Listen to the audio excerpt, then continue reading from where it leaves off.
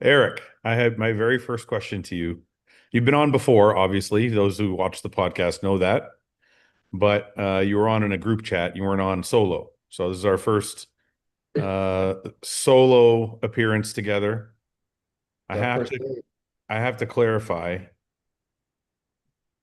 How do I say your last name so I can stop being an asshole and saying it wrong?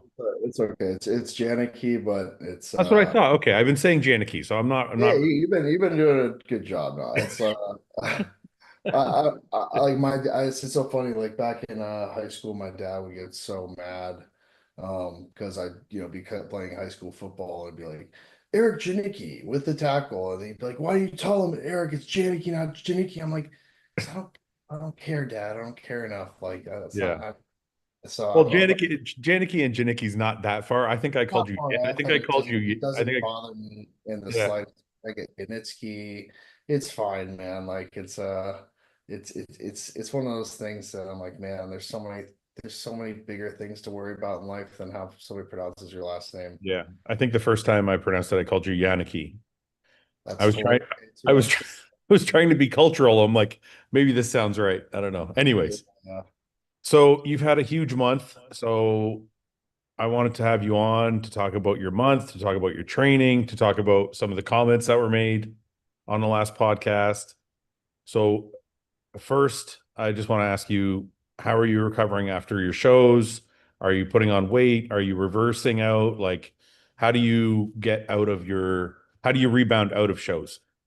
Yeah, absolutely. I think it's a great place to start. I mean, I feel good. I think the way I train is it's I don't ever feel like I get out of a show and feel like I get hit by a bus. In Yeah, terms of my body, like joints, things like that. The cumulative fatigue, I think, from travel is what gets to me. sure. And I'm a newer competitor, so especially. You get the pre-show jitters, sleeps a little bit more increment. Like I usually sleep terrific all the way through prep, and it's just usually towards show weekend it gets a little bit. You start thinking about things, and Yeah. you know start thinking about your routine. You start thinking about, okay, did I, you know, what time's my meals tomorrow morning? Like, am I having too much water? It's like you start overthinking things. So I think for me, it's more of a cumulative CNS and just recovery type of fatigue. But I'm always in the gym the next day after a show just because I absolutely love it. The Arnold, it was the first time I did this a workout the same day of a show, which was Really?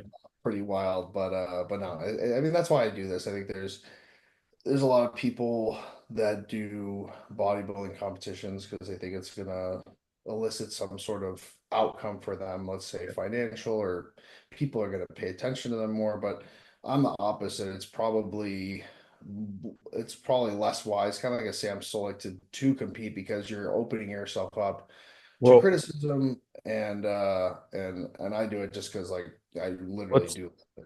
let's go back, Eric. I just because we're kind of going all in a few different directions. Let's go back to rebounding. So Mhm. you touched on sleep and recovery and joints. I wanted to actually when I first asked the question, I was kind of meaning more so diet. Mhm. You're always in pretty good shape. I never see you really out of shape. So I'm assuming you're not the kind of guy that gets finished a diet and just starts binging and eating cake and like fucking going crazy. You seem like you're probably staying on your diet or Yeah, most of it. it's less so. I'm sure you can relate to this. Like after a carb up and you're just eating like rice cakes and honey and like, just like the show day, I'm like eating carbolin and it's just like the last thing I get out of a show, I'm like, dude, give me some like chicken, rice, and a salad. Like I it's know. yeah, I'm like, Yeah. it's literally what I had the night of the show because I'm like, man, I don't want any more like Yeah. just rice cakes with Nutella or sugar or honey or whatever it is. Like I just want something clean. And I think that's a little different for open guys because if you're spending Yeah. days carving up and every meal is just like it's almost very low protein, Yeah. low fiber. A lot of times it's super sweet, so you kind of just want to get out of it and just eat a lot better. But yeah, no, for me, I usually come back and I see the opportunity and I would say I probably make a good 40 or 50% of my progress of my off season, right when I get back. And so Right. that's why, I don't go on to like, I actually take a little time in staying on, let's say not high dosing, but Yeah. like I basically drop down to like on my 300 tests and like 400 primo for the next like Okay. 4 to 6 weeks. They're on a And then moderate cycle for the next four yeah, to 6 weeks. Yeah. and Yeah. then stay on the growth. And I really like try to push Yeah. progress because I think So there's a so food wise, you're pushing. So obviously after the show, look, I've been there after shows. I remember I can't remember if it was a Europa. We finished the show and they had a buffet out, Mhm, and I went for the fruit. People aren't going to believe this because I'm like I love food, but when mhm. it's right after the show, it's like you said, you've eaten so much carbs and so much sugar and so much honey. You're like, just give me a Diet Coke and a fucking apple and I'm fine. Yeah, But yes. after that, like after you get the show I out of think the way, the next coming weeks. I think that's for me is when it starts to hit is like a Yeah. week after, 2 weeks after on a weekend or whatever, because now I've gotten the Yeah. proximity is it's farther away. And then that's when I'm like, I don't have any pressure anymore of Right. being like, I gotta stay in shape. Yes, that's when I'll probably have one of those nights where I wake up the next morning and I'm like, man, that was just way too much. Yeah. Yeah. So So I'm definitely even a culprit of that for sure. so you're using this rebound as a chance to make some good progress, like most of us do after shows. Correct. Is there a period after that? Like, let's say your rebound is 4 to 6 weeks or 4 to 8 weeks, like most people take. Is there a period after that where you'll shut it down and like not just I'm not just talking about gear, but like physically, would you ever take a break from the gym or reduce your output or anything like that? Or do you not feel the need to do that at all? I can't, man. I'm just to be honest. Like You it's just just I mentally can't you do it. can't, yeah, yeah, Yeah, I think it's mentally, but also like I don't feel the need. And there's been a period where I actually tried that. I was like, let me just like go on vacation, take a week off from the gym. And I think because I hold the tissue that I do now, and my training is almost as therapeutic as it is for me in terms of like really pushing those length and positions. My sure, body actually felt worse after like 6 days off than when I just go straight through. right, And to your point, like I think that there's when I get to that 6, 8 week mark and I drop down to like let's say a TRT plus type of dose for recovery, yeah, I know deep down, like, volume should probably decrease. I'm not trying to push like my heaviest leg press or my heaviest pull down I've ever done. And I kind of use that as a phase to still train, enjoy, but almost like lean into the therapeutic aspect of training mentally, but also physically, like, sinking into those really deep stretches. And then once I can kind of start to modulate up, but I'm not really like, also like probably if you have heard anything. I'm not a big blast and cruise kind of guy. right. I'll like take everything super slow and I'll modulate up through the off season, and just kind of gauge the biofeedback using like very safe compounds. No orals in off season. Nothing like No orals in off season at all. So no D balls, no anadrols, no Turinabol, none of that shit. I've never actually taken any of those. Yeah, no. Have you? I know some. I wouldn't, but I know some guys take Anavar and shit like that in the off season. You don't ever bother with that. No, I mean, I don't, I really don't think there's the juice is worth the squeeze in terms of like, I think that should be a phase where you're keeping inflammation as low as possible. And if food volume is very high, and now Yeah, you're dealing with an oral that, for a lot of guys, including myself, will lead to GERD or acid reflux. And now you're pushing 5 plus 6 plus thousand calories. right. And like, it's just a recipe for disaster. I mean, I think the marginal benefit, let's say 20, 40, 50 milligrams of Anavar would give you Yeah, versus the offset of digestive issues that you're going to get from that yeah, compound. yeah, It's especially in that type of phase. If you're reducing calories by 1,000 because you're just like your acid reflux is too yeah, bad, yeah. You're like just you're yeah. now canceling it out and then probably then some. I mean, that's the reason what you said, what you described is basically the reason why I stopped taking Anadrol because I reached a point in my career where I just couldn't eat anymore. I never took a lot. Like I know some guys get up to 150 milligrams a day, 100 milligrams a day. I only took 50, but even at 50, I got to a point where I just couldn't eat. So Yeah, I pulled the orals completely out because I'm like, if you can't eat, there's no point. So food's the most anabolic substance on earth. Food, sleep, right. training. So I mean, obviously. gear is not gonna hurt. But Yeah.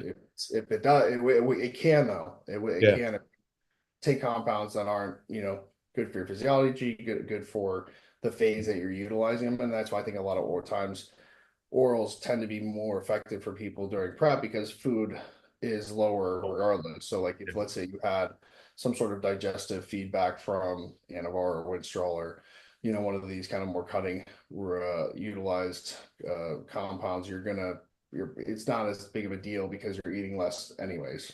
Sure. You said something about blasting and cruising, and I find it interesting nowadays. Uh, back, I don't sound like the fucking old guy, but back in my day, um, it wasn't long ago when guys were going all the way off. There was no, there was, but there was a lot less guys doing like the blast and cruise, and there was more guys doing just the blast and off. Mm-hmm. So nowadays, when I talk to people, I find very few guys actually go all the way off.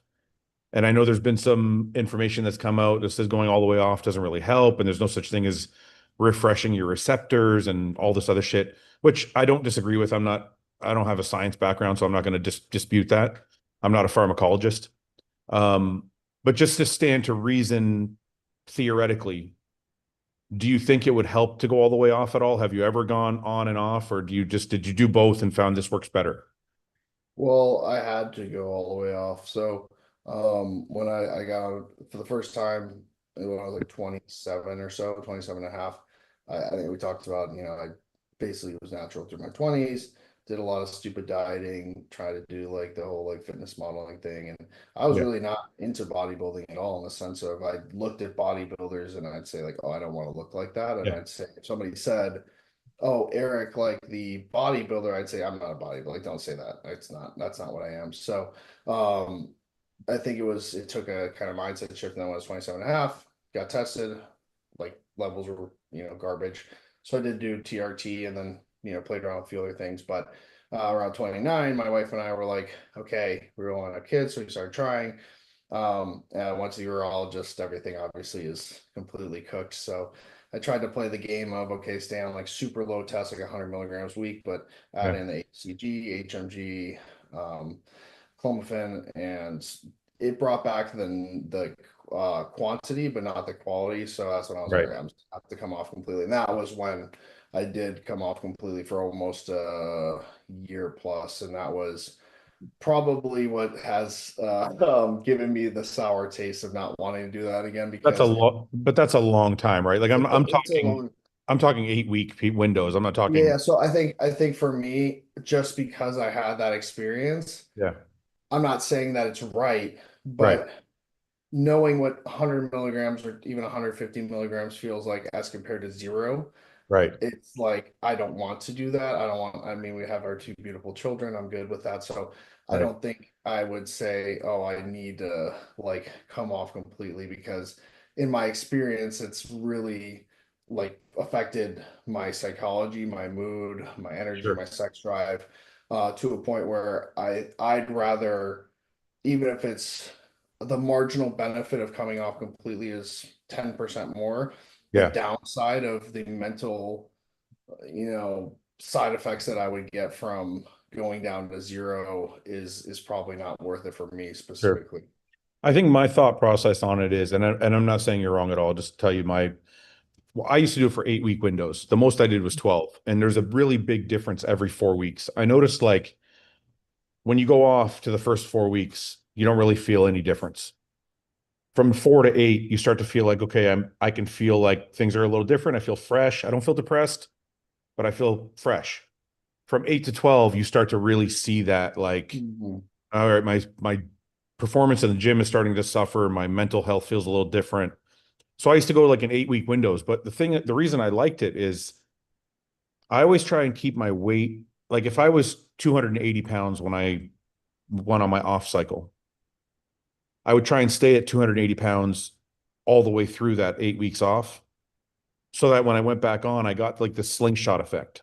Mhm. Because every time I would go back on a cycle, I would put on 5 or 10 pounds, right? Not obviously that's not muscle. That's like obviously Right. your water weight and whatever. But I would get this rebound effect, kind of like you do after a show. Mhm.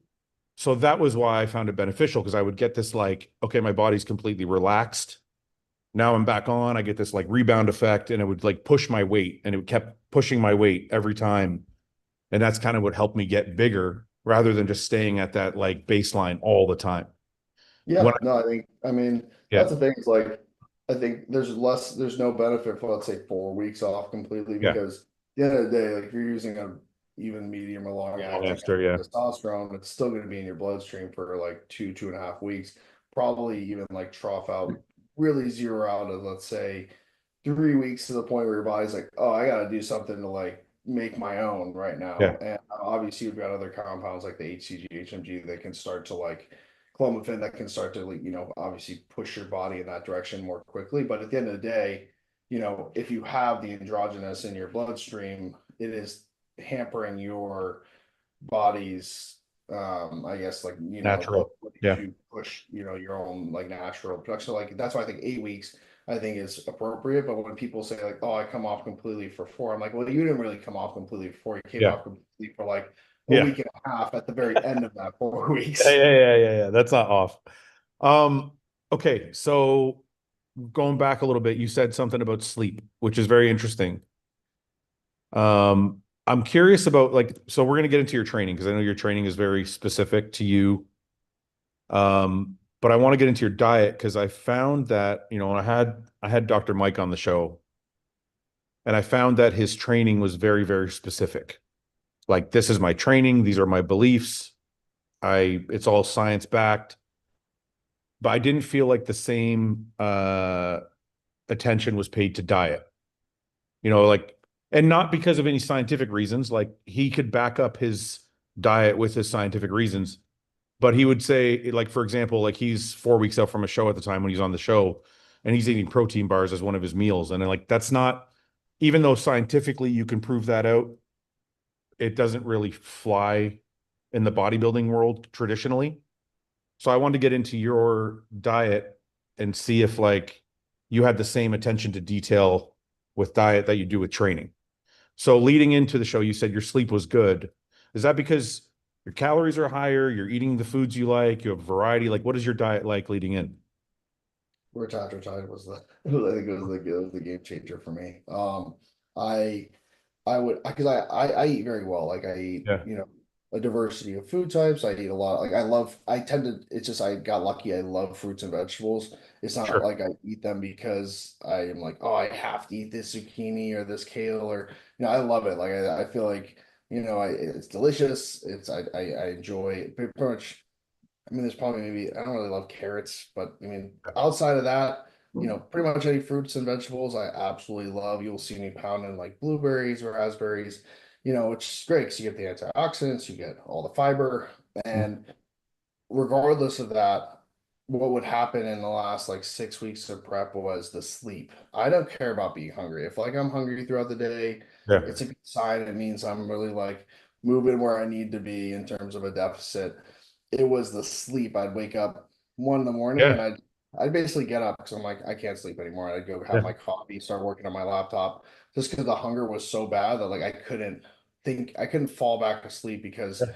it was just this like gnawing type of pain. So that's when I've spoken about this. This is the first time I utilize a very low dose of 1 to 2 milligrams of retatrutide through through prep, and it's not so much so like you said I said to dampen hunger to the point where I don't want my food. It's Right. more Right. so like it just makes it so I can sleep. I don't Yeah. feel as many cravings. So that was that. I think that was the biggest game changer because I didn't change too much. But yes, to your point, I'm very much so conscious. I'll never have like a protein bar as a meal.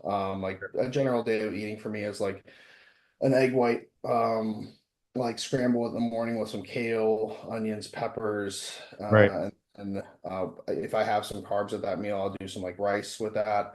And then pre-workout meals usually like depending on the time of prep, some sort of simple carb like a banana with a Hmm. little nut butter, and then I usually do carbolin intra-workout just for training performance. I will then do after meal, like is usually some sort of salad with some sort, if I do have a carb source, like some sweet potatoes. And then dinner, same thing, usually some sort of salad with mixed greens, There's a lot of cucumber. vegetables. So there's a lot of vegetables in your diet. Oh yeah, like I love vegetables. That's what I'm It saying. doesn't Like have, which is nothing wrong with that. I mean, I think that's great. Even if for nothing else, people watching, I think a lot of bodybuilders do themselves a disservice, not just on the micronutrient level, but also just feeling more full and getting Mhm. some variety. Like when you get a little bit of variety, it kills some of your cravings. And when you're adding a little bit of roughage in there, like whatever vegetables you're having, it helps you feel a little bit more full without adding a ton of calories. So aside from just the health benefits, I think it's a great thing. But I'm not hearing a lot of starch. So do you So don't? yeah, like that I'm talking about like way towards the end of prep, like Oh, let's when say. you've cut out most of your carb. Oh Yeah, yeah, no, but like yeah, let's say we're 8 weeks out, like yeah. meal three is gonna be after gym is gonna be like like a rice with maybe a Sure, very small portion of like roasted broccoli and then sure. some sort of like fish or chicken or beef, ground Right, beef, right, right. some Well, I like, guess white on a fish, more cod. general spectrum, I guess, because we don't have to go through each meal, but I guess on a more macro level, are you a protein carb guy, or it sounds like you're getting some fats in too? Like, what's your breakdown usually look like? I'm usually try to be a protein carb moderate to low fat as long as I can. So would you And say then like a 40-40-20 or a yeah, 50 something 20? right there around there, maybe Okay. 35, just could do the fact Yeah. that like 40% protein would just be way too high, but like maybe like a Yeah. 30, 30, 50, 20, something like that kind of It's thing. interesting you said that. It's interesting you said that. So your protein portions and your meats, are they like 4 to 6 ounces then cooked? Closer to six usually, just depending on the meal. Yeah. But like for example, like my morning meal with like the egg whites, and I'll add like some like either chicken or ground turkey to that. Sure. So like it's not always like a set protein Right. like Right. meat portion because then I have the egg whites that I have to take in consideration. Right. Like for my salads, for example, I make like essentially like a homemade dressing. So I'll take like my little ninja. I'll Yeah. put like low fat, cottage cheese, a little bit of like this like 50-calorie like Caesar dressing, and then I'll put like some of those like little like seasonings like that you get from Trader Joe's, and I'll Right. like blend that up, and like then it's like this protein dressing. I have to take that into account because cottage cheese obviously has protein. So Yeah, it has maybe the protein too. it was 8 ounces of protein from let's say fish or chicken. So Now it's only five. let me ask you this. What does your total look like for the day usually? You weigh what? What do you weigh on stage? 250, 260? So I was right about 260. Yeah. 260 on stage. So your lean, let's say your lean body mass is 250, just for the sake of it. Mm. Which it's probably way too, way too high, but whatever. Let's just Yeah. let's just say If that was like, I'll take that. Thank you. yeah, let's just say it's 250 for the sake of it. What's the protein like? How many grams a day do you think you're getting in? No, I know how much it is. Anywhere between 270 and 280. Okay.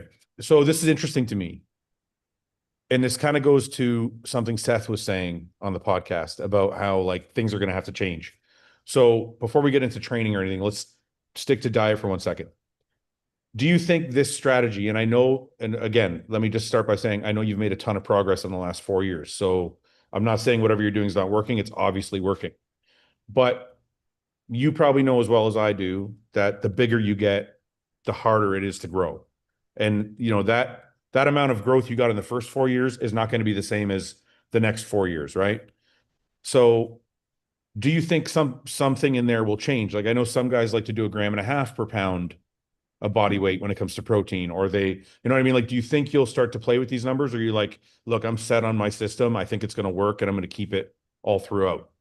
It'd be obtuse to think that Okay. nothing. Okay. I mean, you have to think that Okay. if your physiology is changing, Right.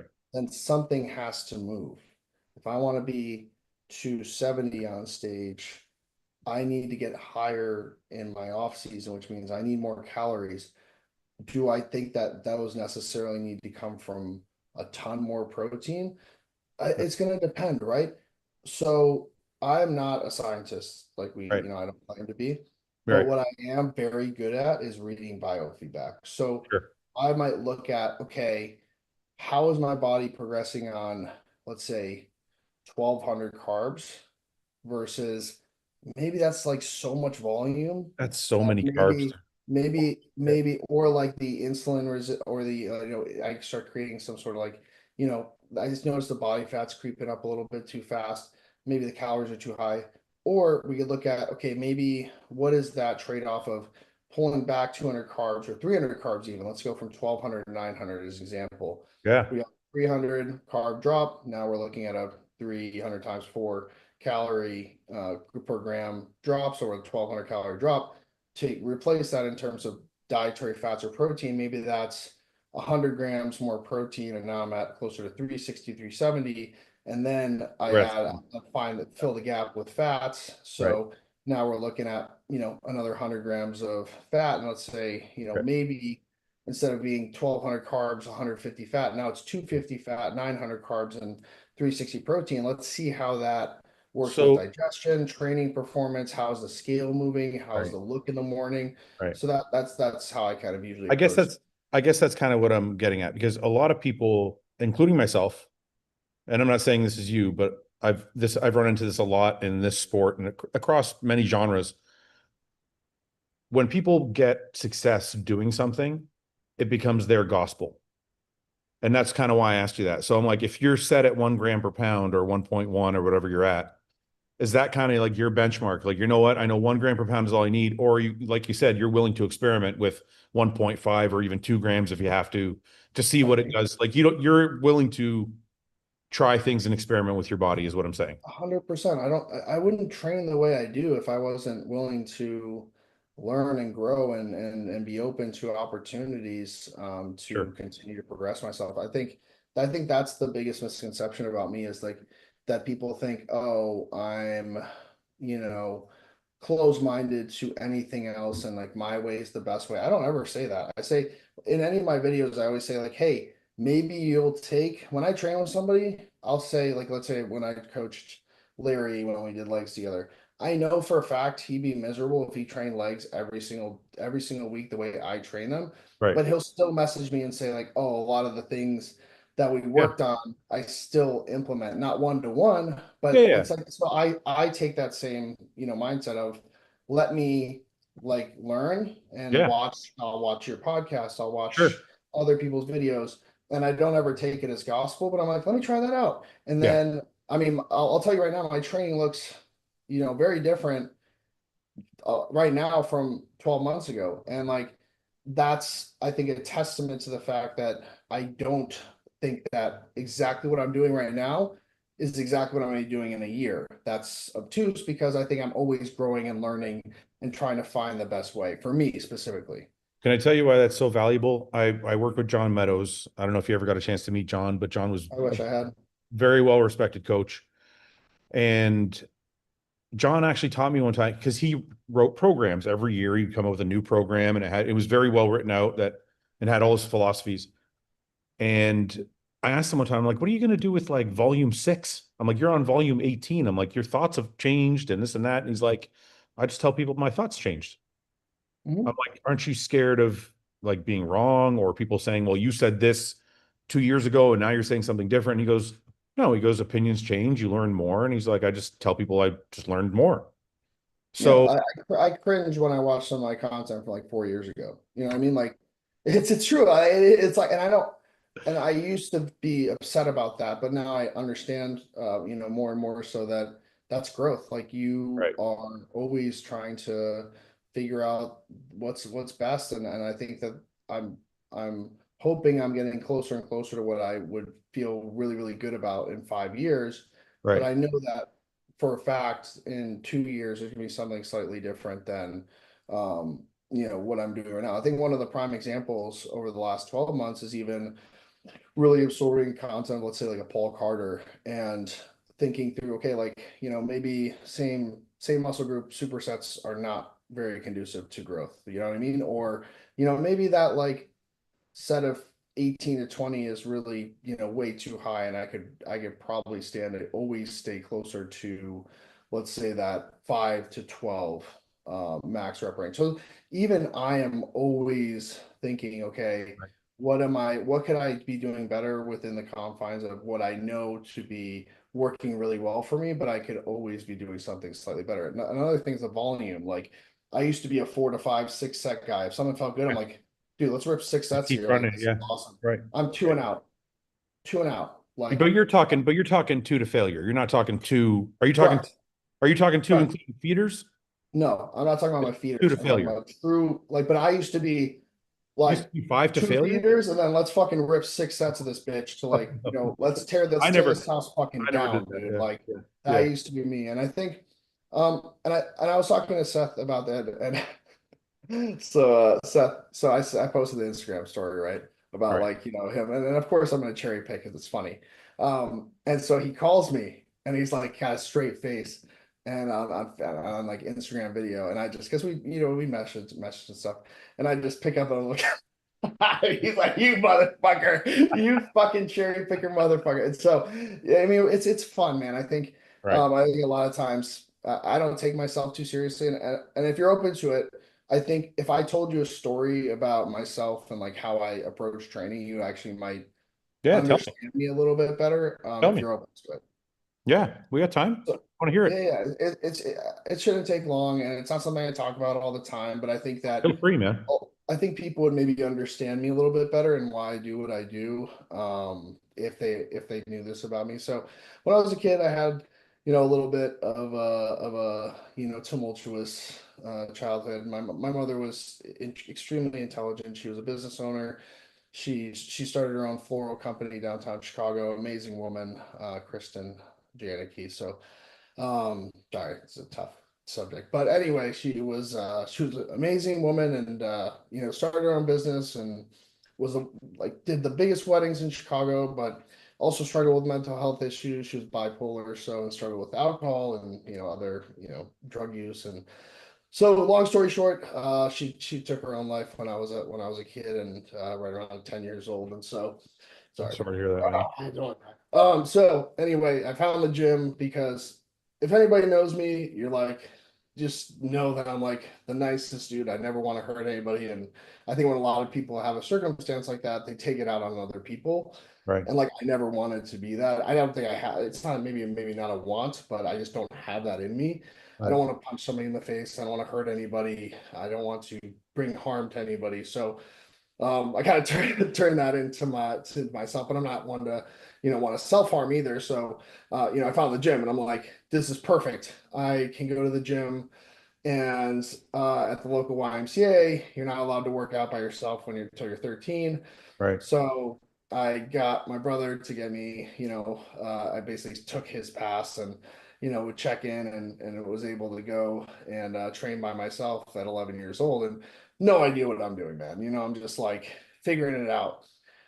And one thing I started to do was I wanted to hurt, right? I wanted to feel it. I wanted to Right. feel that just insane amount of pain. And I didn't get that from training heavy. I would train heavy, but I do heavy power cleans. I want to be better at football and I do heavy squats for the time. Obviously, let's not get carried away. Like, Yeah. Yeah. for me at 11 Yeah. years old, the heavy squats, like, Heavy a for you. 25 on each side, right? Yeah. So, Yeah.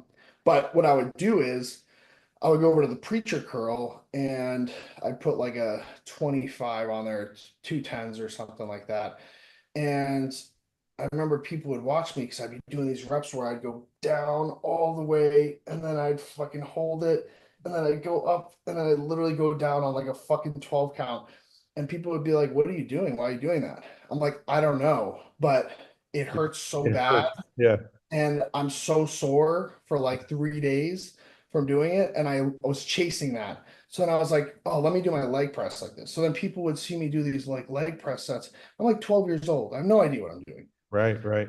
And so my my like I was doing this stuff, 20 years ago. This was before YouTube RP strength. And I think that there's this idea that, oh, Eric does this because he's like, an RP mongrel and he's like, range of motion and he wants to make a point. But I kind of like just did it naturally. And I just continue to do so over time of like, how do I make Yeah. it feel that I'm doing the most and getting the most progress. And I don't care if it hurts. Like the more it hurts, give it to me. Like Right. Right. that's why I was the guy that would be doing like the drop sets on the leg press where it Yeah. starts at like 7 plates and I'm like, drop another one, drop another one, drop another Exactly. one. Yeah. To a point that it's one. And maybe I'm not saying that this is a good way to train, but like that's how I kind of developed this whole, theology, this whole like mentality of training. And then in my 20s,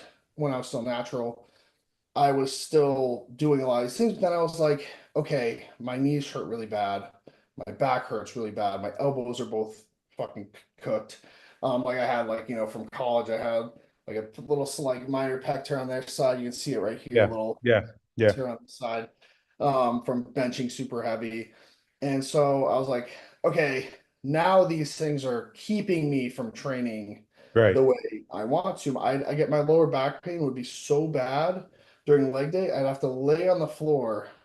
I couldn't sit down. I had to lay down on my back because to let the blood and all the pain dissipate from my lower back because it was so bad. I literally couldn't move. Sure. And that's when I was like, okay, I need to start changing something. And that's when I started really thinking, okay, what's going to help me? And so I started doing these, first I started with stretching. I'm like, okay, maybe stretching will help me. It didn't really help that much. I would stretch for 45 minutes before a leg workout, do my first set, my back would just like lock up again. I'm like, okay, this is just pointless. Yeah. So then I started doing the deeper range of motion stuff. And that was right around kind of that 29 years old, where I really started thinking like, how can I push range of motion Right. as deep as possible? And I started doing this kind of like vertical leg press on the Smith machine and like letting it sink me down. And then my lower back started to get better. I was like, hold on a second, like my back is like Opening things oh, up. Yeah. totally fine because I was opening up my glutes, my hips, my adductors, all those connective, Yeah. things that connect your lower back. And I'm like, wow, like this is working. And then I started applying that to my other movements, my back training. And then my, like, I'd start doing my chest. And like, oh, mate, my shoulder pain is gone. And then I started doing it with, especially like bicep and triceps. Like, oh, my elbow pain is gone. So then I was like, okay, I don't have science behind this, but I know it's helping me. You have your experience. And Yeah. yeah. And then Yeah. after, when we got pregnant, had the twins, and I'm like, all right, I'm ready to. And, Ready to and go. during that phase, I started really like get into bodybuilding, watching it, watching your channel, watching, a lot of the commentary, Nick Strength and Power, and then I was like, dude, I think I want to see what it would be like to really like be a bodybuilder, and that's when I was about 30 and a half. I started I basically didn't even cycle before, like in off season before my first show. I reached out to Callum because he was Brandon Harding's coach. I had a call with him. He seemed great. And I Yep. was like, all right, I want to be classic because I want to look like C-Bum. I know I There's never no will. fucking way. You're so fucking big, dude. There's no way. Yeah. So, but at the time I was like, I'd been off and I was like, like I want to be a classic guy. That's what I want to look like. Because before that, in my 20s, I was so thrown off by bodybuilding in the Right. sense of I don't I want get to. it. Yeah. So the gateway drug to that is CBum, right? Like damn, like that guy's Yeah. I want to look like CBum, right? So so that's why I was like, let's do classic. And that's when we did our first prep.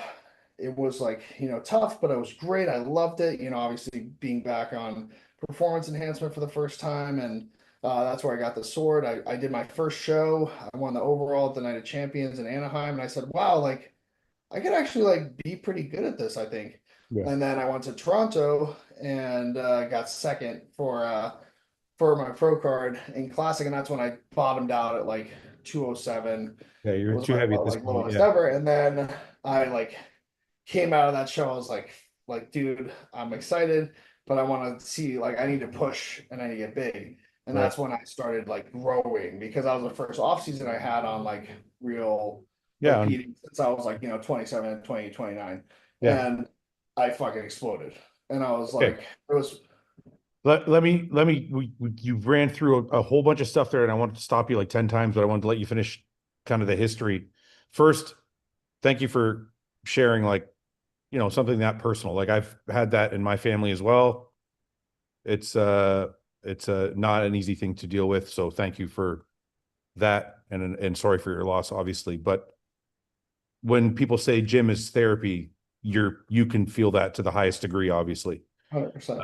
And most people who've been through anything that I know use the gym in the same way to kind of get through things. One of the things I want to ask you about, you said to me I don't want people to think that I'm one of these guys that thinks they know everything and my way is the only way and blah, blah, blah. The reason I wanted to kind of touch on this was because you told that story, I realized that your training is based in emotion. And I always make this distinction. Not a lot of people do. I don't know if people understand what I mean when I say this, but I'm an emotional lifter. Like when I train for the feel of it. I train for my mental clarity, my mental health. Obviously, I don't just, I'm not haphazard about it. I still want to grow and I want to be a pro bodybuilder and achieve things, but I couldn't train without the emotion. So when I see scientific based lifters doing really boring, well, what I look at when I see it, it looks boring. And I'm not saying this is you. I'm talking about an entire generation of new lifters. I don't necessarily, I'm not implying you in this, I'm not adding you to this group in any way, but I think the reason a lot of people are turned off by the scientific approach is because it's very sterile. It almost like takes the emotion out of the gym. And I think a lot of the reason people go to the gym in the first place is the fucking feeling of training. Like that emotional dopamine hit of like, I'm lifting heavy or I'm training like, or that lactic acid buildup or all of that. So I think that's where people are disconnecting. And it's like, it's really shocking for me to hear you say that your training is basically you started lifting out of emotion. So do you Yeah. still get, So let me, and this is where I earned Seth yesterday when we were on our call, and he finally got it. okay, I told him something that he was very surprised about. I sure. said, when I train, it is it is for that. It's for the love of it. It's for the emotion. I do not logbook. I do not track rest. I don't care if people logbook. I You get can it, still but look listen, emotionally in hear me logbook. out. Hear Yeah, me yeah. out. Hear me out. Okay, okay, go And ahead. I know this is not going to be good for, let's say, coaching, brand, whatever. I do not track my weights. I do not logbook. I do not track what my rest times are. Obviously, I can take note of these things and like I understand like kind of like relative to where I do. I do not care if like we train and I'm not going to be the guy that's like, oh, this is my block A. I have to be doing my, supinated incline bench curls. Like, no, like if you want to train something, like, dude, stimulus is stimulus. Let's try something new. Let's have fun. Right. So I don't do any of that. I don't like, I don't have any like usually set plan going into my training on a given day. I train for the love of it. I train for, I know that there's areas I need to bring up. I know there's exercises that work really well for me. But the gym is a playground. I fucking love it. I love to try different things. I love to, like, for example, I bought this foam wedge and I started using it on everything for my leg day. Like I put it on the leg press. Yeah, yeah. It's like Move your so body. like it's Yeah, fun, dude. I fucking love it. And yeah. you'd Just see, try new things. let's Yeah. say you see me putting the wedge and the blocks, you're like, God, this is so fucking boring. Like this No, guy. no. Listen. So no, but like no, but I get it. I would think so too. But No. like for me, I'm like, I just unlocked something and it's fucking sick. And Okay, so but hold on. I'm going to tell you something that I don't think you realize about me. John was the first one that introduced, well, to my knowledge anyway, maybe there's somebody before, but to my knowledge, John was the first one to introduce a lot of powerlifting techniques to the bodybuilding world. Things like using bands on exercises, things like using chains. A lot of that didn't exist until John kind of introduced it to bodybuilding. It existed in the strongman and powerlifting world. It didn't exist in bodybuilding. And then John brought it. Well, I was one of John's like pupils. So I was one of the first people that was putting bands on a leg press and bands on a fucking hack squat. And I was putting bands on everything on a pec deck and shit. And I got the same shit you're getting. Oh, why are you doing that? Fucking, that's stupid. Nobody does that shit. So I get trying new things and doing new things. I think where I'm coming from is because you have 1.8 million followers, I think it would be great for people to know everything you're saying right now because this whole new generation of kids has taken the fun and emotion and stripped it away from bodybuilding. no, So I, and that's why I say, and I always say that. Like, yeah, I try to make that as clear as possible. Like, that's if you watch my YouTube, I'm very transparent about right, that. But right. like, for example, like is it probably the most effective thing for me to sit at the bottom of my leg press to for the time that I do with like 8 or 9 plates on there? Like probably not. Like I probably maybe get a marginal amount of growth, but for me, that feeling of being down there, I'm like, oh, like this feels Full freaking stretch. crazy. Yeah. And, Yeah. and I'm like, and people also like when they train with me, they're like, first of all, Eric's a psychopath because he talks to the weight sometimes. I'm like, dude, I'll fucking unrack the 8.5, 9 plate leg press and like sinking it to my chest. And I'm like, I literally will be like, come here, bitch. Like, fuck it, I own you. Like, I'm like, I'll talk to him. I'm like, no, no, no, like you like I'll like literally it'll be like fucking the plate of the leg press will be like in my face Yeah. and I'll be like, fucking stay there. Like I own you, bitch. Like I will like say it out loud and it's fucking Right. psychotic. Right. And like people will be like, dude, yeah, Eric's fucking out of his mind. And that's to me training. Like I fucking love that. I want to live in those moments. That's why you'll never see me with headphones on because I don't want I don't want to be distracted. I want everything like it's my favorite moment of my day and being in that spot in that moment. I don't want music in my ears. I want to be in it and I want to feel every single part. It makes me feel alive. And so when people look at it, they're like, "Oh, that's performative. He's just trying to put on a show." I'm not trying to put on a show for anybody. But what I've found is the reason I do content and the reason that I post about it is because I feel like I'm onto something to the point where I've shown enough people Yeah. Yeah. that they're like, I get first it. of all, holy shit, like this is a cool way to train. I actually enjoy it a lot. It makes me look forward to the gym because my body doesn't hurt every time I go. It feels like my training is almost therapeutic for me in the sense of it makes my joints feel better. It makes me feel like Right. I can run around with my kids and my family better. It's better for an age group that's probably, 30 and up Yeah. that can't slang and bang. Like, of course, I used to love just throwing 4, 5, 6 plates on the squat and ripping it. But then I started getting like that hernia feeling, like where I was like, oh man, like I'm definitely like feels like a stabbing underneath my nutsack that I don't think Right. is good for me. So things like that I don't get anymore. Right. I don't get any knee pain. I don't get any lower back pain. Like I could go outside and sprint with no Right. warm up. I could go Right. chase my kids and like that to me is a gift where I can feel like I can train hard and love it Right. and still have the other pieces of my life. And I think that's what I've given other people Right. with this type of training. And I don't say that you'll never catch me saying this is the only way to train. This is going to be the like going to give you the most muscle group growth out of anything. But on the flip side, I'll see these guys that are like so strong, like a Larry or some like fucking can't remember his name. He's like a light skinned black dude who can like hack squat, 12, 13 plates, and his legs.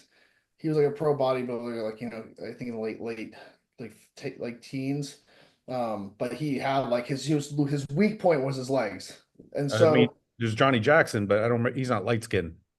it wasn't Johnny Johnny Jackson. Jackson used to squat like fucking 8 plates, but he didn't Yeah, have but like you legs. understand my point. Like Yeah. like the weight you put on the bar isn't always No, synonymous no, not with always. with the outcome of how your physique is going to look. So Right. that to me is like I know there's some nuance there. There's guys that are super strong. Like look at Ian, for Yeah. example, strong as a fucking house. You strong as a house and had the physique to basically balance that. But I think there's nuance there, right? You can, Mhm. and I think there's also I was talking to Seth.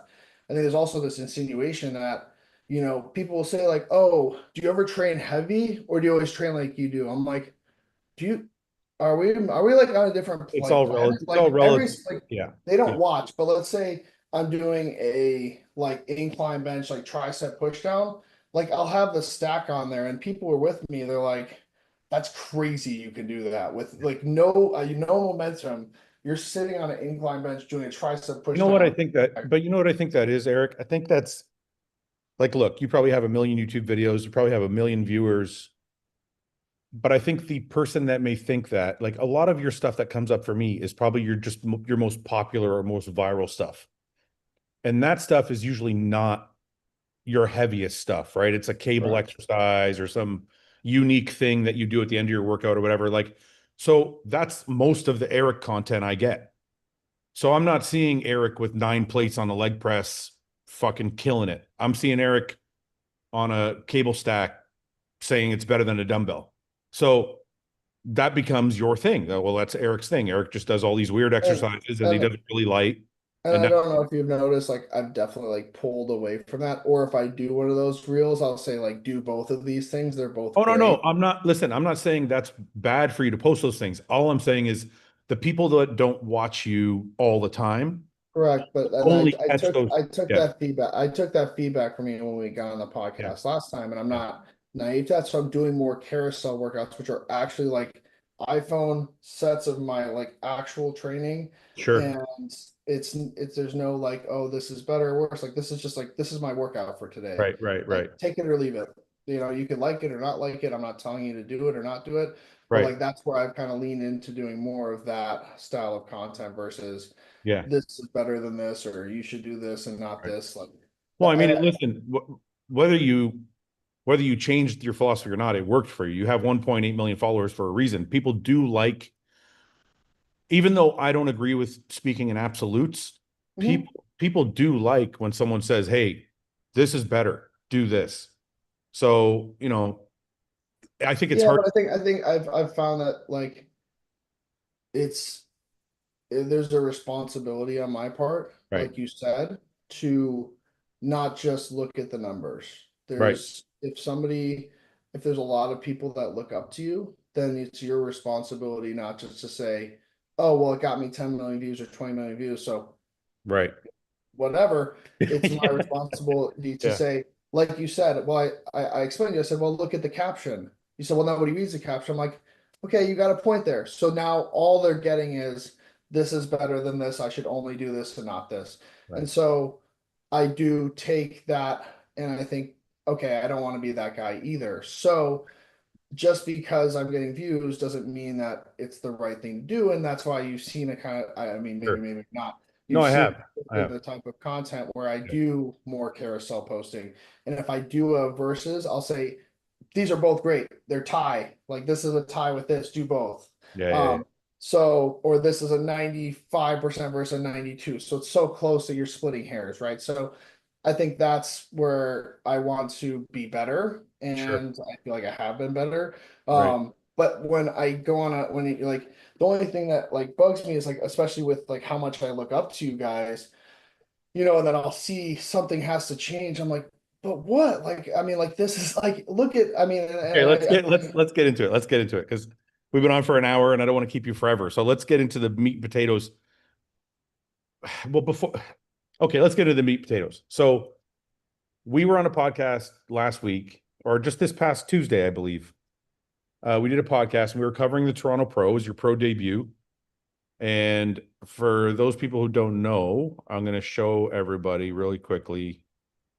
Uh, this is Eric's page. This is what he looked like. Well, I don't want to show the goon lighting. This is where you got your pro card. correct. By the way, congratulations on your pro card. Thank you so much. Big as a fucking house. Everything is crazy. And this is what we were saying on the podcast. And I'm gonna, maybe I'll go to the Toronto pictures just so we can be a little bit more accurate in what we're saying. We were looking at this page, Bodybuilders Without Borders, and we were looking at the Toronto shots. Where the fuck did they go? There they are. That's just the two guys. If I go a little further, you're not in that I one. got some high quality photos if you want me to like It's okay. show. I just want to really quickly just here. I think this It is was there you are. down. There you are. Okay. So Yeah, we were looking at these top five. And what we were saying on the podcast, we were paying you a lot of compliments, actually, of saying course. No, that I understand. you have the potential to be a very, very good pro. And we're also saying that from the front, you're almost already there.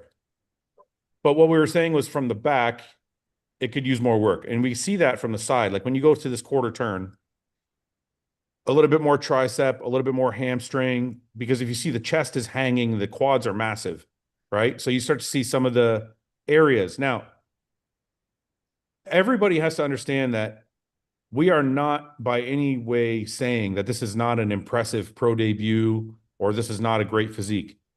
We're literally comparing this to Regan, who was seventh or eighth at the Olympia, and Sass, who just qualified for the Olympia. So you're being compared to the best in the world, but that's what you're Right. doing. You're a pro now. You're supposed to be compared to the best in the world.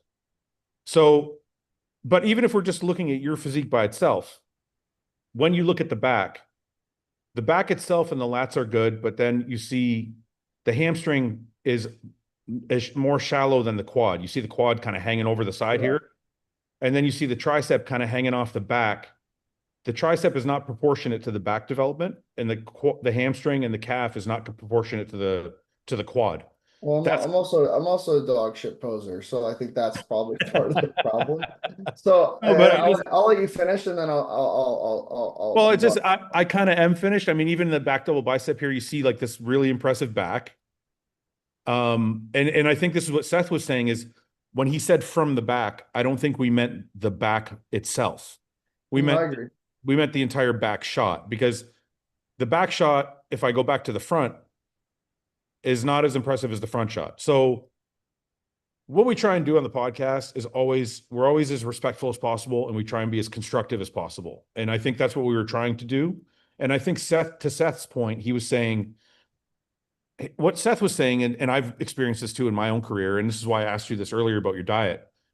As we get bigger, things have to change because we realize like our training style that we did when we were 25 or 30 no longer is eliciting the response that we got earlier in our careers.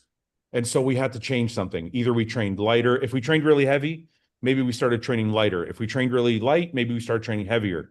If we did high volume, maybe we started doing low volume, vice versa. But like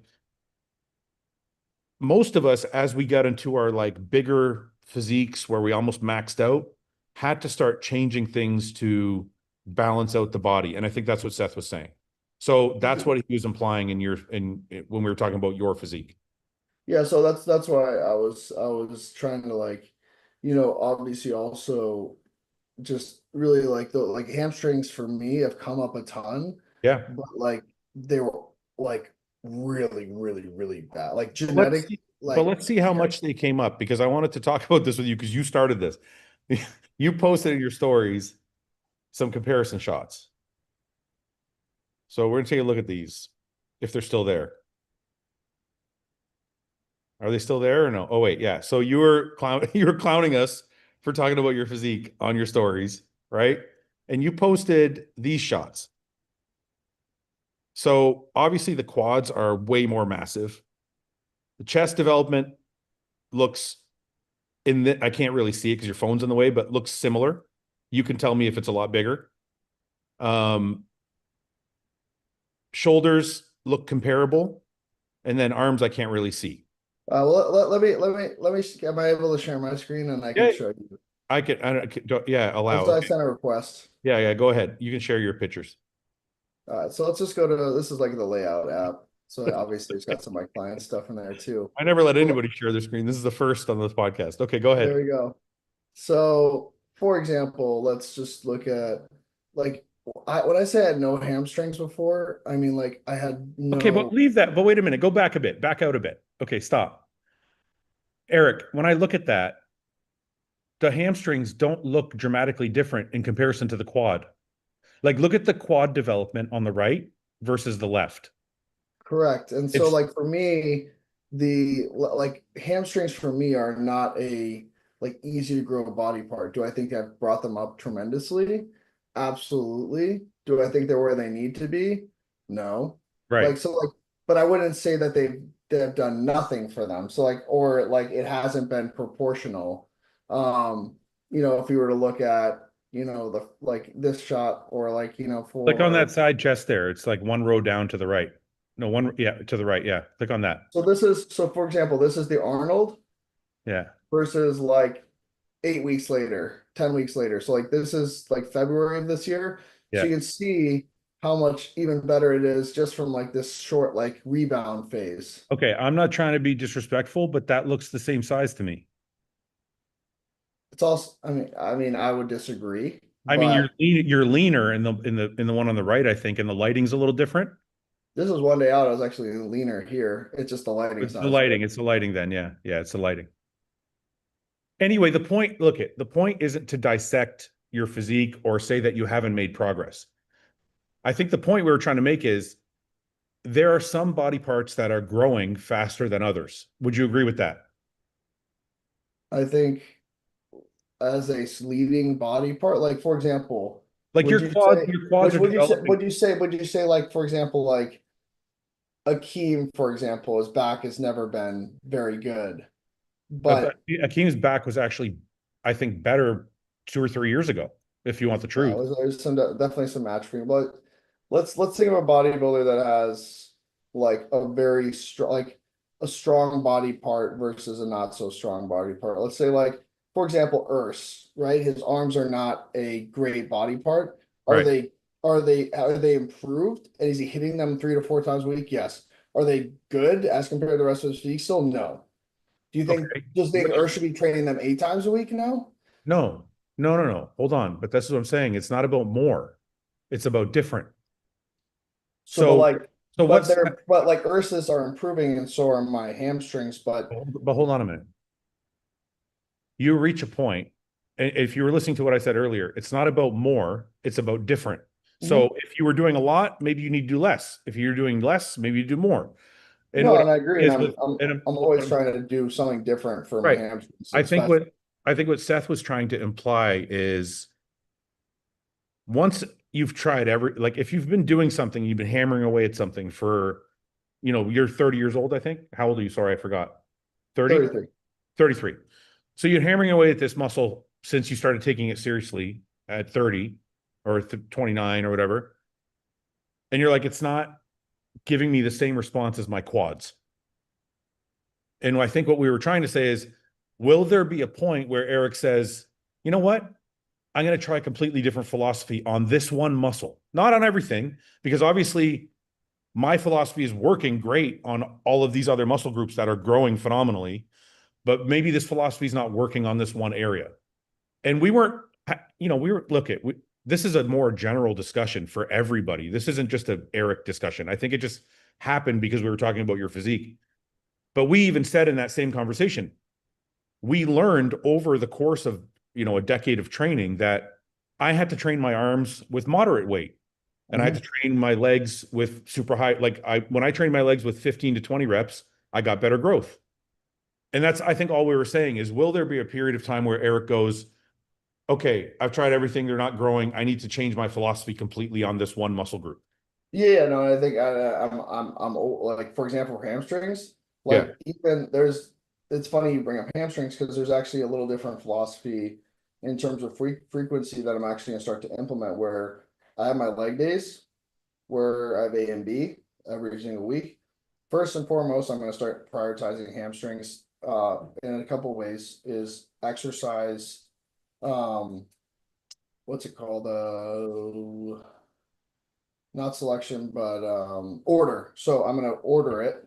Sure. Like so I usually would put like a seated hamstring curl towards like the end of a workout. So Right. now it's gonna be we're gonna play around with order in the training Good. and then also frequency. So on my back days, I'm actually gonna incorporate a extra hip hinge, like a I did dumbbell that. deficit RDL or a heavy Smith RDL, something like that, where I have like a third time where I touch it, two Good. sets, Yeah. and then I actually can hit it 3 times a week because I feel Good. like and then just gauge recovery. Like, am I recovering enough that I can elicit, like I can train them that frequently, and also, the like where it's the exercise order within the training, we're gonna play around with exercise selection. So Right. for me, like the ones that have done the best are seated hamstrings. I feel like, oh my God, just Right. nutty connection.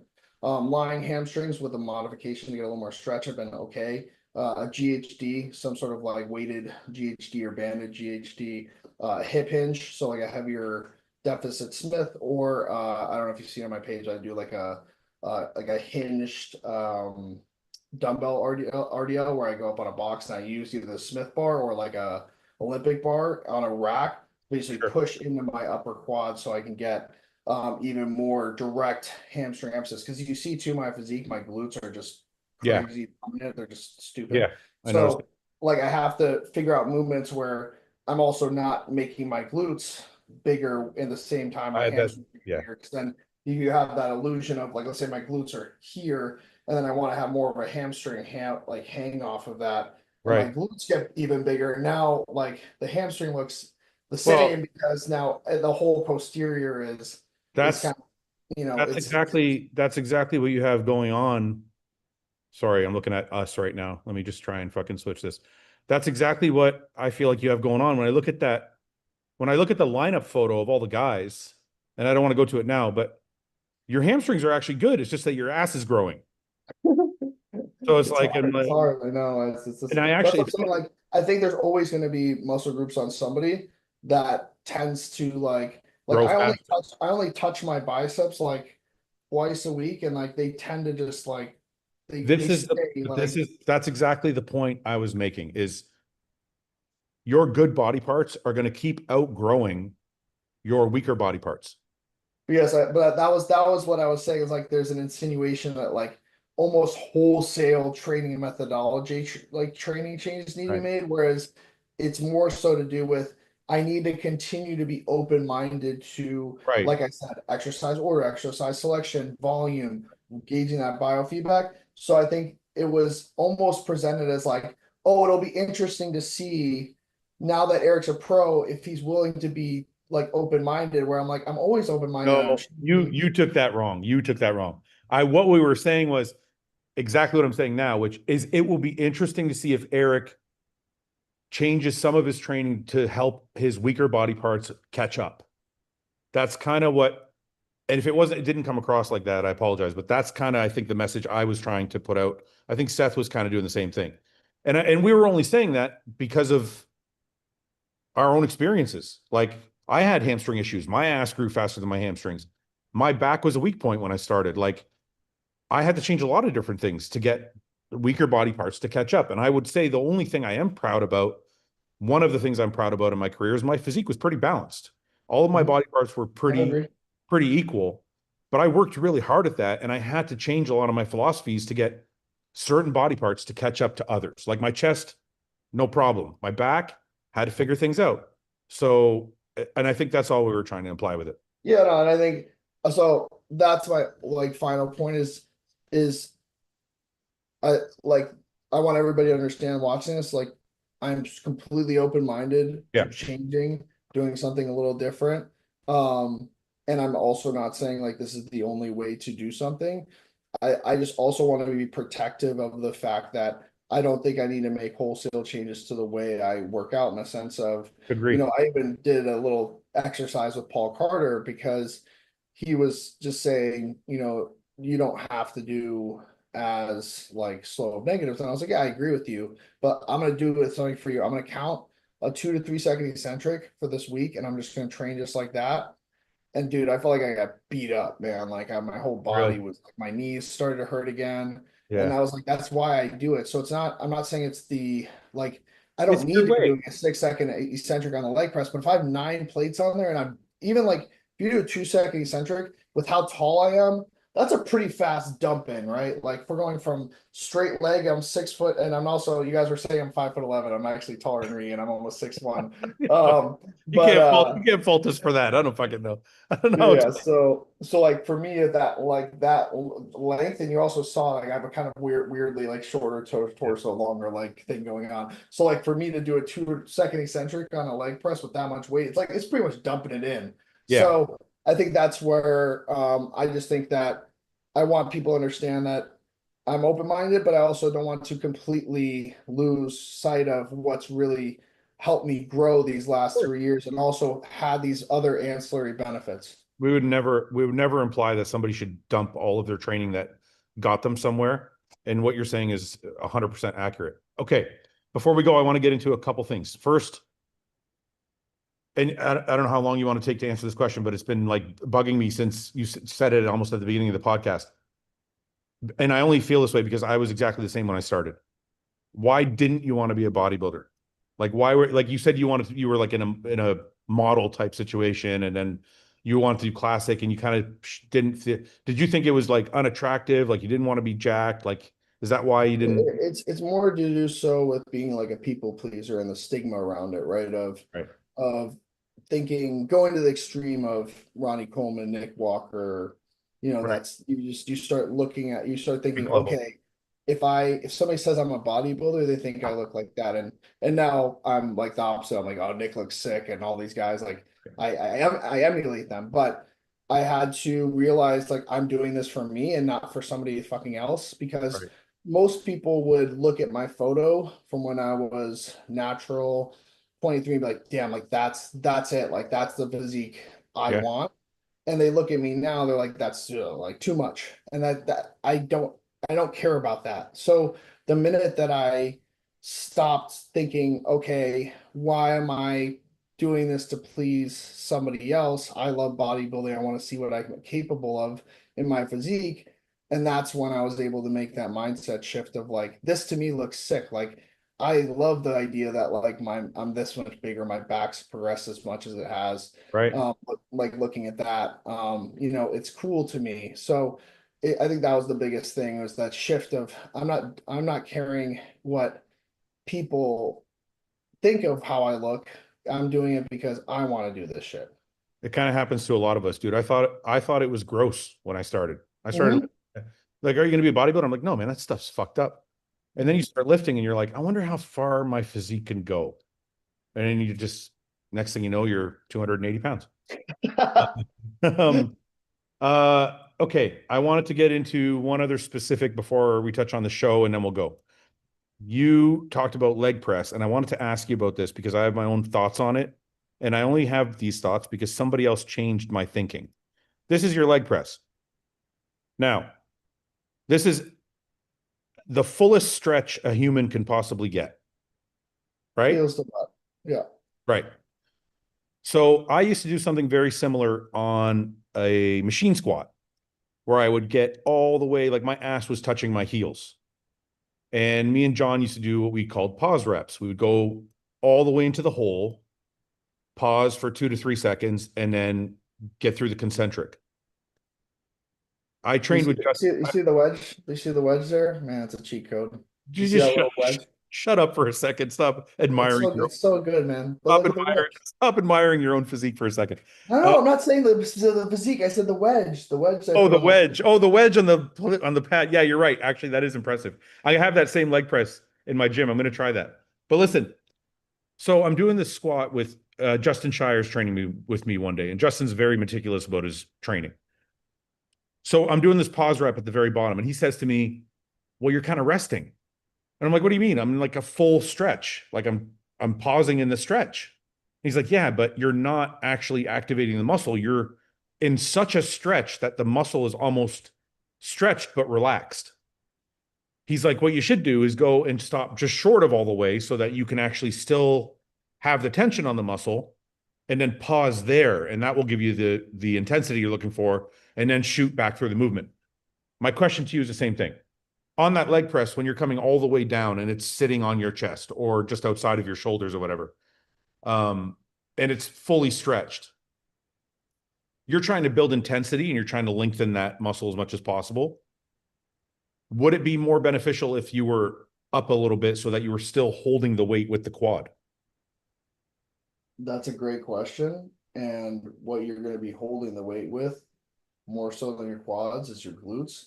And so when Hani was coaching me, he did the same thing. He said, "Do your squat with me, but only like do the same tempo, but stop like 6 inches sooner." Before the My bottom, yeah. my ass was sore for like 6 days after that, because what's happening is when I get down to here, like let's Right, say here, my right, glutes are holding on. I'm like, I gotta like not let my back like take over here and get right, hurt. right, Whereas when I can sink here, right. now I'm upright, I'm pushing all the emphasis. And one thing I teach people, and I'm actually working with Wesley on it, I'm coaching Wesley on his leg training, is something I like to call drag out of the hole. So I get to that stretch, and I, instead of thinking "bam, explode" and use that stretch Yeah, yeah. reflex, Power through it what I instead of, do is I yeah. fucking drag it out Yeah, with yeah, that yeah. target muscle group. And Right. so for me, getting to that full ROM allows me to deload and then think, let me fucking you'll never see me explode. I could, but But hold on a like minute. Isn't this a little contradictory? Because you're like, in one sense, and this is, listen, for people watching, one guy's like, all this science mumbo jumbo, just keep lifting weights. Like, okay, fine. If it's Yeah. doing the eats for you guys, you can just, log off and watch the rest of the podcast later. I just want to get into depth on this because I'm very interested, and I'm not disputing anything you're saying. I'm just actually interested in the conversation. Well, of course. If your premise is that the time under tension on the eccentric is important, wouldn't you want to keep the tension on the muscle instead of relaxing it completely at the bottom? Because I know you're saying the tension's on the glute, but there's still tension on the quad. Like if you do a wall sit, right? If you do a wall sit, your tension is on the quad. So if I'm on a hack squat, for example, just like a wall sit, if I'm on a hack squat and I sink my ass all the way to my heels, I'm taking the tension off my quads at that point. If I do that same hack squat and I stop, like you said, here, my quads are holding me there, not my glutes. And if my glutes are doing some work, my quads are also doing a lot of work. So now I'm building that tension that I was building from that time under tension on the eccentric. I'm building it even further because I still have tension on the quad at the bottom. Correct. So I would argue I'm not relaxed at the bottom. I have a tremendous amount of So you're tension and still holding, yeah, you're still so holding. also let me show you really quick, and this is the album I put together for Wesley. So you can literally see it. So this shows like a little bit of setup. So here's me at the blocks, set up my wedge. Now watch, I have my shorts pulled up enough in this one. I'm not wearing my compressions. That when we zoom in here, you'll see at the bottom of my rep. Well, that doesn't prove anything though, Eric. You're just, it No, looks, no, no. I'm not saying, but like it's what I'm trying to show is like that it's activated. it's activated. It's not, I'm not relaxing. So here, I'm not relaxing, and you see how I drag out of the hole. So it's tension, tension, tension. I'm controlling, Oh, controlling. I see all the tension all the way through it for sure. I So just don't know what I'm trying to say to you is that it's not that I'm relaxing at the bottom. I'm holding, and you see how I'm fucking taking my hands and I'm pulling down as hard as I Yeah, yeah, can. yeah. To pull your hips So down. I can Yeah. feel like, yeah, so it's actually, I'm trying to make sure that there's actually as little of a release in that Yeah, muscle yeah. at the bottom of the rep. And I'm not, and that's why I go slightly outside of chest and abdomen, because I don't want to feel like it's resting here. Yeah, you don't want to rest it on your stomach. It's I get it. correct. Yeah. So you see how and then you see how I drag that fucker out of the hole. So like from there, that to me, look, I mean, you can literally see my quads coming to life. There's still tension, but then they really freaking fire here. Right, right, And right, so that's what's also helped my knees, is because I slowly send.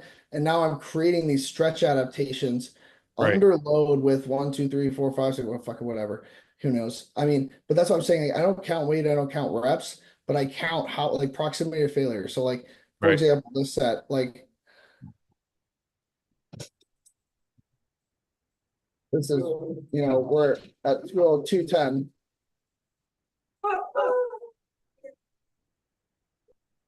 And like I was arguably like probably needed him to get me out of that bottom of that last one. And like, Sure. so I think like, dude, this is fun training. Like, I think that's why when I messaged you and I said you'd actually really enjoy it, and you said no, I wouldn't. It's not, I'm not saying like, I'm not thinking, oh, you're gonna love because I'm gonna explain to you this like new one. I'm like, dude, you'll just realize, oh fuck, like this is just training hard. It's just a Well, different listen, way of training hard. I'm happy to train with you. And there's another thing about this that you should know.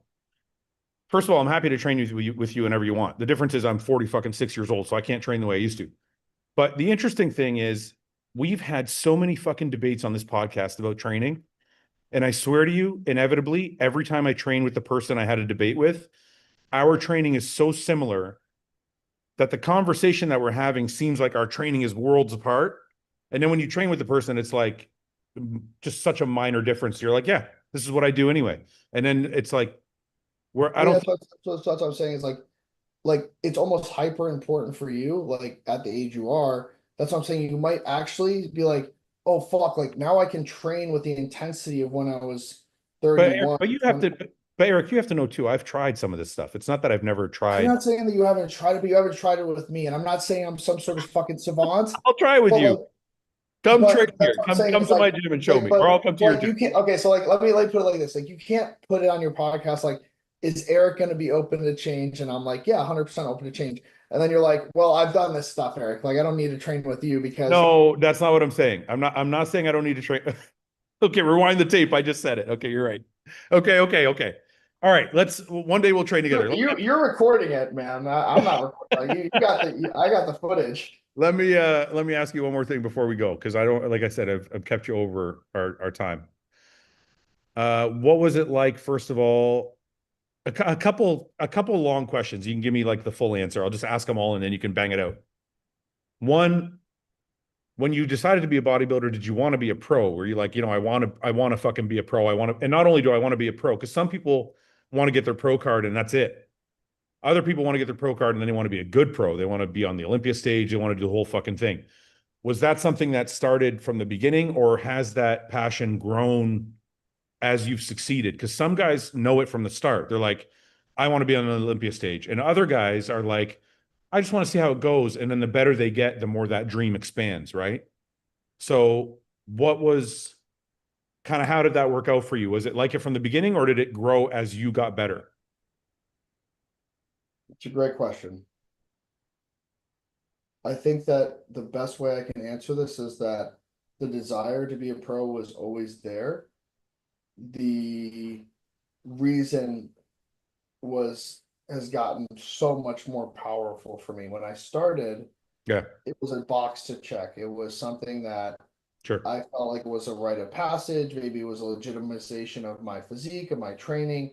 And now for me, being there in Toronto and standing with those guys and meeting Sauce and meeting Regan and meeting the rest of the guys, and it's like that pinch myself moment when I was standing backstage and I said, Yeah, like, I did this, man. Like this, I wasn't the C bum. I didn't have the 1 in a million genetics. Like I'm like tearing up, like thinking about that moment for me of how hard I worked because I didn't need to do this, right? Like I didn't like for business, for like it's if anything, it was probably worse for me to continue to lose, right? Not lose, but get second and not get my pro card, but then to be there and in that moment and feel like I'd arrived and I right, was standing with these guys and they were chatting with me and I was part of the crew. It was such a humbling and amazing moment. And when I came out from backstage and I had all the people come out over to me and said, man, your energy on stage was so inspiring. And, it's so fun to see. And I could see how much fun you were having out there. And that to me was the like culminating moment of man, I gutted for this, and I think it was so important for me to go through those trials and tribulations yeah, to not just have it handed to me and really feel like I earned it. yeah, That was the gift. And yeah, so for me, I'm always going to have the imposter syndrome. I don't feel like I'm a good bodybuilder. I feel like I've got wide waist. I feel like I've got long legs, weird short torso. I've got, like I mean, when I stand like, when I stand like a superhero and I'm like this look where I've got like, the abs and like the shoulders and I can show like my best pose and I'm like, look at that fucking quad. You know what I mean? Like that close to to me, the like body. I can do that. But when I'm like having to be like, oh, I gotta stand next to Regan Grimes and I gotta Different fucking when you're in a pair of, pull like a front double fucking bicep. trunks. I'm like, Yeah, yeah. I don't feel like I'm there No, in terms different. of Yeah, the like I look at a photo of Keon and I'm just like, what am I even looking at? It right. just doesn't, it's insane. Was So it, can I ask you something? Was it, I mean, you had already done amateur shows, but is it for people who haven't competed at a high level or haven't competed at all? They see people on Instagram all the time, like you said, posing, and it's their best shot with their best body part, the best lighting. Is it scary or humbling standing in a pair of underwear under bright lights where you can't hide shit? absolutely. It's insane. Yeah, It's very nerve-wracking. I don't think people talk about it enough, but there's a tremendous you see even Regan backstage, like you see the anxiety, you nerves. see Yeah, yeah, the tension. You see him like, going into the tanning tent to pee because he's like obviously just has to do it last second. So I don't know if it's talked about enough that bodybuilding is extremely nerve-wracking to get out there and have somebody judge your physique yeah, because it's not just your physique in that moment. It's indicative of a lot of things. It's indicative of how like hard you've trained, how hard you work, how hard did you diet? Did you diet hard enough? Did you nail your peak? Like, are you a good poser? Did you practice your posing? Are you getting winded? Oh, you didn't practice your posing hard enough, did you? Your posing conditioning is not where it should be. Oh, you carved up too hard. You're too small, so you carved up and now you spilled over. So like there's so many things that are going through your mind, and you have to go out there and put your best foot forward and realize there's going to be scrutiny in that. But Okay, for this show, I was like no pressure, and I felt like stop. there was the Ask expectations them of to me stop. were, yeah, you Sorry, good? man. Can you hear me? Yeah, Can you hear the construction or no? no. Okay, fuck. I'm sorry. I'm trying to get them to stop. They're doing some shit. Go on. I apologize. Yeah, so like I was saying, this show it was a little different because like I was joking with Regan and Sauce. I said, regardless if I go out there and I literally pass out and fall on my face, I will still have my pro card tomorrow. Whereas in Right. my last shows, the pressure has been so high. If I pass out, I'm then back to square one and I have to try to get my pro card again. So I was Yeah. just joking to them that the pressure was off. I Yeah. could go flop and I would still be a pro tomorrow. Maybe I'd get there'd be a lot of videos made about it, but at the end of the day, I'd still have that pro card. It is a huge relief though. You're like, I made it. Now I can breathe, but it's just now you got a whole other hill to climb. So Correct. And that's the fun of it. That's the fun of the yeah. sport. And I think I look at it more as an opportunity now than as a hardship. It's if I can come to next year and be my best, and you guys look on the podcast like, oh, look, Eric really like brought up some of those lagging body parts. And yeah, and maybe he's not Samson Dowda or Regan Grimes, but you can see the progress. Like that to me, that's the gift. Well, listen, just to on the record, we all see the progress and we're all very impressed. And we're all like, even Seth said it, you have the potential to be a very good pro. You're a fucking big guy. Like you have a big structure. If your waist doesn't grow and you keep growing everything else, there's no reason why you can't be in the top 10 at the Olympia, which is a huge fucking feat. I Um, mean, for you to say that is insane. I don't see. Well, I yeah. love that, and that means a lot to me. So thank you.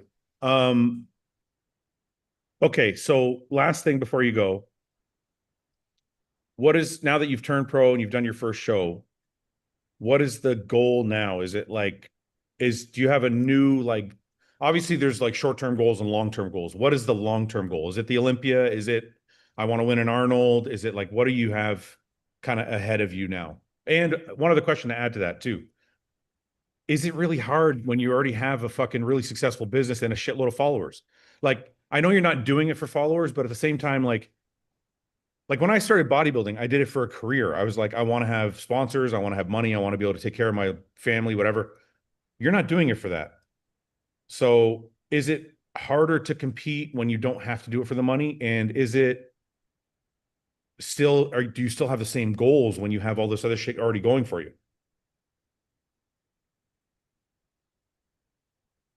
So let's break down the question. So the first one, the goal is short and long term. Like next year, I do want to try to be competitive in a pro show and make it to Olympia. Like making it to Olympia and just getting there would Yeah, be.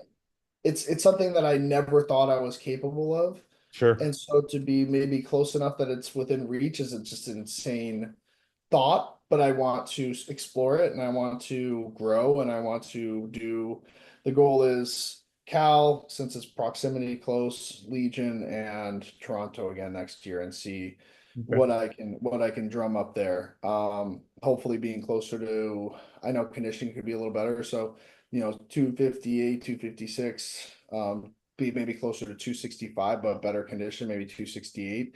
That would be amazing. Yeah. Is the goal. And yeah, to make it to the Olympia next year by winning one of those three shows is the goal short term. Yeah. Um, Long term, I will say I'd have to see what that looks like because if I'm 265, like pretty peeled, and it's not even like close to top 10 Olympia material, I think I can look at myself and say, like, I don't think I'm ever going to be maybe top five Right. Olympia type of quality, which is fine. I think the Right. guys that are that, right? When you see, Yes and no. maybe not, but like, Yes and no. Yes and no. I think when we saw Samson really start to progress, you're like, yeah, that's But hold what. on a minute. But But but you have then to be again, careful. on You the have to be flip careful. side, I remember Samson as a middle level pro for quite some time before he really figured out. And he's close to what, he's 40 years old. 38. When I signed Samson, nobody thought he could win an Arnold. Nobody thought he'd win an Exactly. Olympia. Nobody thought he was going to be even in the top five. He was So placing. I have to remind myself of Yeah, that as well because I am the biggest, harshest critic of myself to say, and you that's always why will be. now I'm more open-minded to say, Right, let me progress through next year and let me see what that looks like. right, And maybe it's better than I expect, and maybe it's a better placing than I expect, and maybe right, I'm my own worst enemy in that regard. So right. I'm just gonna take it as an opportunity to be better, and see what that looks like. And then in terms of does it make it harder for me to, let's say, motivate or to do bodybuilding? Um, I would say no, in the sense of I'm doing when you're doing something that you love so much and it's for you and you almost it's almost it would be make more sense for you not to do it. It almost makes it harder because I don't need it, but I'm doing it because I truly love it and I want to see what I'm capable of. And so it almost makes it harder than if it's like that's what puts food on my table because I have to switch into a gear that is solely based on my desire to do Not it a versus necessity. the Yeah, necessity to do it. right. So I would say there's things that like make that harder or make that easier. I mean, for me, I think that it almost makes it harder because it's solely coming from desire versus Yeah, necessity. for sure it Like does. like James was talking about the other day, like James is a bodybuilder. Like he puts food on the table by being a good bodybuilder. Right. Whereas for me, I don't have that pressure. So the pressure needs to come from my desire to do so. Yeah, agree. No, that's totally, it's way harder for sure. I mean, that's where the saying comes from. Like, it's hard to, what's the saying? It's hard to get up in the morning when you're sleeping on silk sheets. Yep. It's no, it's 100% harder if you don't need to do it. So yeah, it's gonna be exciting to see you in the coming years, man, how you progress. And I Thank you. listen, and I always enjoy these debates. So anytime you want to come on, I'm happy to facilitate. We can have these conversations. Eric, it's been an hour, a little over an hour and a half. So I appreciate you coming on. Is Yeah. there anything?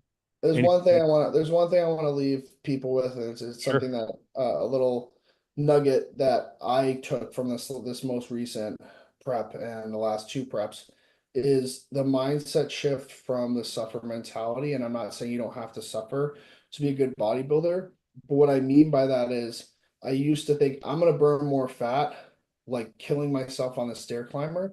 Right. Whereas I realized I was able to burn a lot of fat doing nice things for my family, taking like the burden off my wife and taking my kids to like this place where I'm chasing them around for 2 hours and Right. it's not machine cardio, but I'm chasing them around. It'll We're work. going Yeah. up and down staircases and stuff, and I'm Yep. climbing under these little things like. And it's not caloric burn in the sense of, oh, you're thinking that traditional, like, oh, chug on the stair climber.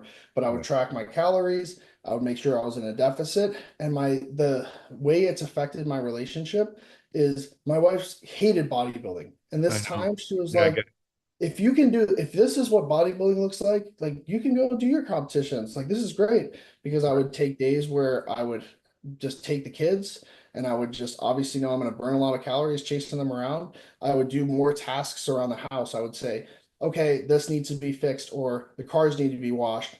And Alina was like, whoa, like this is crazy. Like you're in prep, but you're actually like doing more things. Yeah. And one thing I would say is like life is about more than bodybuilding. So if you have relationships or friends or things like that, think about ways you can give something back because bodybuilding is a selfish sport. People have to make um, consolations on your behalf. So if you can turn around and get out of your own fucking like way and say, what are three nice things I can do for my wife this week? And I did that every week of prep. So whether it be meal prepping her something special, or I would go and get her something from a place she liked, or I go to Starbucks. She loves the nitro cold brew. So I get her like 3 days of nitro cold brew. And it wasn't the same thing every week, but Yeah. every week I picked three things. And when you can give back to people in a sport that's so self-serving Yeah. and they see that, they're much more open and you get benefit from that because then you know your partner, your friends, things like people in your life are not hating you when you're in prep. Because how often you hear that, like, oh, like don't go near that person when they're in prep. Now Yeah. it's like, oh yeah, like there's Eric. He's in prep and he's actually like a fucking nice guy still. You know what I mean? So that It's was one interesting you say shift. that. Yeah. No, it's interesting you say that because I was that guy. I was the guy that they're like, Fuad's in prep, don't talk to him for 12 weeks. Exactly. So yeah, if you can find a way to do it your way and be happy, fucking by all means, man. Like even Samson's been promoting the same message, like find a way to make your preps a little bit happier so that you can get through and live your life and not destroy everybody around you. Yeah, it's a great Exactly. message. Is there anybody you want to thank or anything you want to promote or anything before we go? Yeah, I mean, I want to just first and foremost thank you for, having me. And I know that we kind of mess with each other sometimes, but I really do appreciate what you give to the bodybuilding community and the real authentic, you press where it needs to be pressed. Like, watching your interview with, Stefan, and you guys are great friends, but you're gonna press for the answers that everybody wants to know. And I think that's a very, very commendable attribute that you have, that you're not going to put your friendships over your desire to give the best information for the community just because you have a relationship with somebody. So first and foremost, like Thank you. you are, I have a huge amount of respect for what you do, and the ability to do that is very hard, and I don't think people realize that. So first and Thank foremost, thank you there. Second of all, thank you to my friends and family and supporters that were there for me through this entire prep and before that and through that, and immense thank you to you guys, and also the people that follow me on social media and have been giving me support through this whole process and told me not to quit when I wanted to in the past. And then yeah, if you guys want to support me in any way, HTLT supplements. If you guys want to get coached with me, I still do one-on-one coaching because I love it. So if you guys want to reach out for that and build out full training programs, nutrition, mindset, check-ins, all that stuff. So if you guys are interested in that, also I'm available there. Okay, awesome. Everybody, thanks for watching. Eric, I hope you come on again soon, brother. Thank you I'd very love much. to, man. Maybe next time I'd love to come on and just chop it up about other bodybuilders that aren't me. Okay. Yeah, yeah. We'll talk shit about everybody else next time. That sounds great.